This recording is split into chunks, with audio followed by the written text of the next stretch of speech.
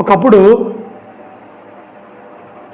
బాల్యం అంటే ఆటలు, పాటలు, గెంతులు, చిరునవ్వులు, అలకలు, మేనత దగ్గర, మేనమామ దగ్గర, బాబాయ్ దగ్గర, పిన్ని దగ్గర, తాతయ్య దగ్గర, అమ్మమ్మ దగ్గర వాళ్ళ అలకలను భోగించేసుకొని వాళ్ళు ఇంట్లో అలా అలా పిల్లలు తిరుగుతుంటే కనులు పండగగా ఉండేది.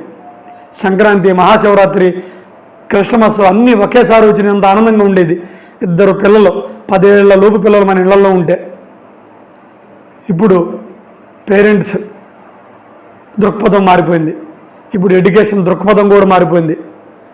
అది ఎలా పడితే అలా వెళ్ళిపోతుంది. పిల్లలకి పాపం ఆనందం లేదు, సుఖం లేదు, ఏమీ లేదు. వాళ్ళ జీవితాలను మనం ఎడ్యుకేషన్ పేరు చెప్పి నిలువునా ముంచేస్తున్నాం మనం వాళ్ళని. ఈ కోర్సు లేకపోతే నువ్వు బతకలేవని, ఈ జాబు లేకపోతే నీకు వాల్యూ లేదని, అయ్యో పిచ్చి పిచ్చి పాటలు చెప్పేస్తున్నాం.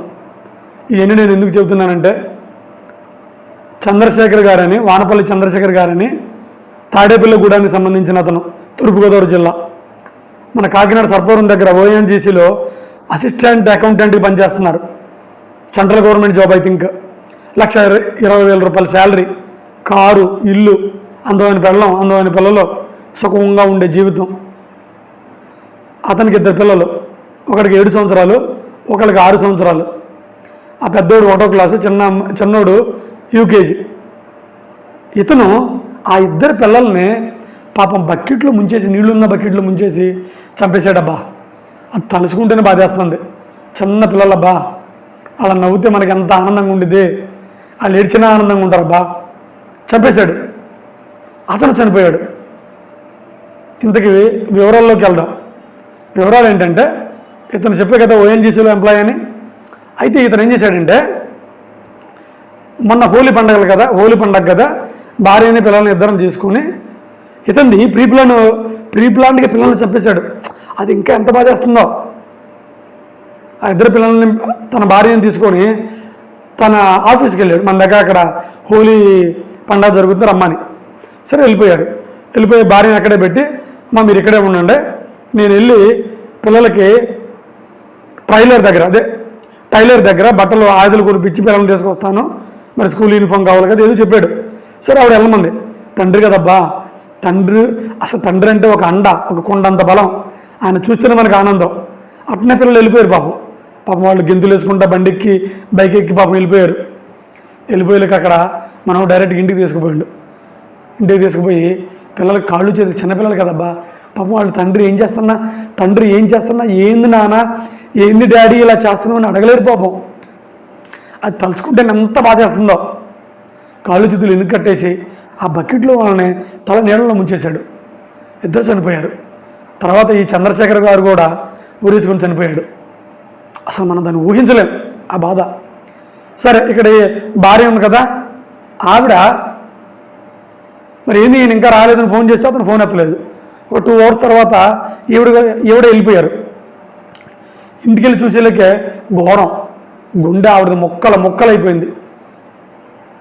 అప్పుడే పాలు మరిచిన పిల్లలు, పాలిచ్చే తండ్రితో పంపించేసింది. అతను ప్రాణాలు తీశాడు. ఆవిడ గుండె ముక్కలైపోయింది.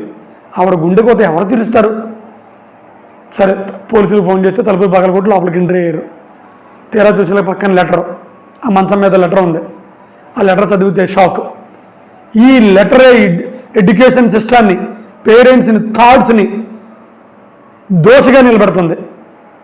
ఆ లెటర్లో ఏముందంటే, ఇతనంటే అంతకుముందు 2 పిల్లల్ని ఆ స్కూల్కి ఈ స్కూల్కి దింపాడు, కొన్ని ఎగ్జామ్స్ రాయించాడు. మార్కులు రాలేదు, ఈయన అనుకున్న మార్కులు రాలేదు. అందుకే ఇతను హట్ అయిపోయి, నా 2 పిల్లలు సరిగ్గా చదవట్లేదు, ఈ కాంపిటీషన్ ప్రపంచంలో వీళ్ళు ఎలా బతుకుతారు, అందుకే నేను వీళ్ళిద్దరిని చంపేసి నేను చనిపోతున్నాను అని అందులో రాశాడబ్బా. మీరు అనుకోవచ్చు వీడికి ఏదో సైకలాజికల్ ప్రాబ్లం అని. ఎస్, సైకలాజికల్ ప్రాబ్లమే. ప్రతి పేరెంట్కునే సైకలాజికల్ ప్రాబ్లమే. చాలామంది పేరెంట్స్కి ఉన్న ఒక జబ్బు ఇది. ఎడ్యుకేషన్ సిస్టమ్ మన పేరెంట్స్కి పట్టించిన జబ్బు ఇది. నాకు ఏమాత్రం డౌట్ లేదు. నేను ఒక ప్రైవేట్ టీచర్ని, నాకు దీని గురించి మంచి అవగాహన ఉంది. చాలామంది పేరెంట్స్ అబ్బాయికి చదవడం వస్తుందా, రాయడం వస్తుందా, మ్యాథ్స్ వస్తున్నాయా, ఇవన్నీ అడగడం మానేసి మా అబ్బాయికి మార్కులు ఎన్ని వచ్చినాయి, ఆ పక్కోడికి మార్కులు ఎన్ని వచ్చినాయి, టాపర్స్ ఎంతమంది, మా ఊడిది ఎన్నో ర్యాంకు, ఇవి అడుగుతున్నారు. అమ్మా, పేరెంట్స్ అందరూ దయచేసి అలా అడగమాకండి. పిల్లలందరూ ఒకేలాగా ఉండరు, వాళ్ళ అట్మాస్ఫియర్ ఒకేలాగా ఉండదు, వాళ్ళ పుట్టుక డిఎన్ఏలు ఒకేలాగా ఉండవు, వాళ్ళ బ్యాక్గ్రౌండ్ ఒకేలాగా ఉండదు. ఇన్ని వేరియేషన్స్ ఉన్నప్పుడు అందరికి వచ్చే మార్కులు మన పిల్లలకి ఎలా వస్తాయమ్మా? మనం చంపేస్తున్నాం వాళ్ళని. అదేమంటే చాలామంది టీచర్స్ కూడా ఇందులో దోషులు. ఆ ఎడ్యుకేషన్ సిస్టంలో టీచర్స్ కూడా భాగమే కదా. వాళ్ళు కూడా నువ్వు ఈ జాబ్ వస్తేనే నీకు లైఫ్, ఇంత శాలరీ ఉండేది, ఈ జాబులో ఐఐటి ఉండాలి, నీట్ ఉండాలి, జేఈ ఉండాలి. పాపం ఇలా చంపేసి పేరెంట్స్ని మోసం చేసేసి వీళ్ళని చిత్రహింసలకు గురి చేసి మానసికంగా ఒక అందరిని బతికుండా శవాలుగా తయారు చేస్తున్నారు.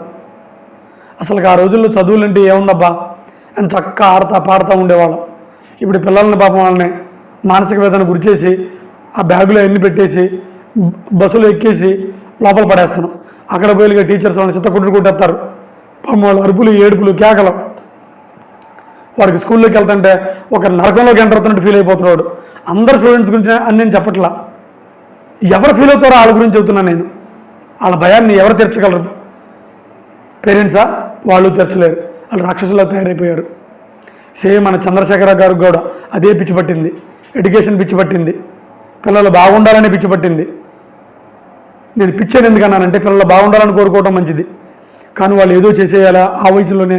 వాడికి ఏమైనా 25 ఏళ్ళు వచ్చాయా లేదా 15 ఏళ్ళు వచ్చాయా? వాళ్ళని ఆ వయసులోనే ఏదో చేసేయాలి, వాళ్ళు పైకి వెళ్ళిపోవాలి, లక్షల కోట్లు సంపాదించాలి. ఆ పిచ్చి కింద అతనికి చంపేశాడు. నేను మళ్ళీ చెబుతున్నా, ప్రేమైన పేరెంట్స్ ఒక్కసారి ఆలోచించండి. జీవితాన్ని ప్రోగ్రెస్ కార్డుతో కొలవద్దు, టీచర్ ఇదిలించే పనికిమాలిన మార్కులతో కొలవద్దు. జీవితాన్ని ఆనందంతో కొలవండి, నవ్వులతో కొలవండి, నిద్రతో కొలవండి, ఆడు తినే ఫుడ్డులతో కొలవండి, అప్పులు లేని జీవితంతో కొలవండి, చుట్టాలతో ఎలా ఉంటున్నాడో దాంతో కొలవండి, అమ్మా నాన్నలే ప్రేమగా చూస్తున్నాడో లేదో దాంతో కొలవండి, తోబుట్టువులతో ఎలా ఉంటున్నాడో కొలవండి, సమాజంలో ఒక మంచి పౌరుడిగా ఉంటున్నాడో లేదో దాంతో కొలవండి. ఆడి జీవితం బాగుందో బాగోలేదని. ఆ పిచ్చి డబ్బుతో కొలవమాకండి, పిచ్చి ఎడ్యుకేషన్తో కొలవమాకండి.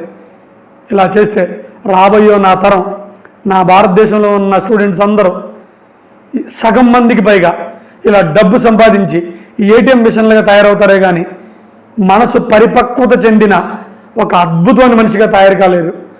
ఒక ప్రతి క్షణాన్ని ఆనందంగా గడపాలనే ఒక ఫిలాసఫీకి దూరం అయి శవంలాగా బతుకుతారు. అందుకే పేరెంట్స్, టీచర్స్ అందరూ కూడా ఒక ఎడ్యుకేషన్ అంటే అది కాదు, ఎడ్యుకేషన్ అంటే జీవితాన్ని ఆనందంతో కొలవాలి అని చెప్పండి, వాళ్ళ జీవితాన్ని బాగుపరచండి. ఇంతటితో సెలవు తీసుకుంటున్నాను.